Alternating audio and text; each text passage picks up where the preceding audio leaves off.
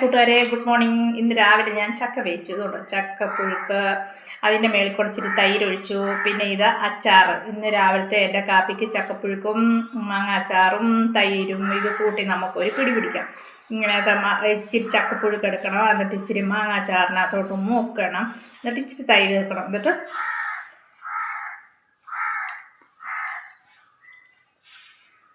ഇങ്ങനെ തിന്നണം.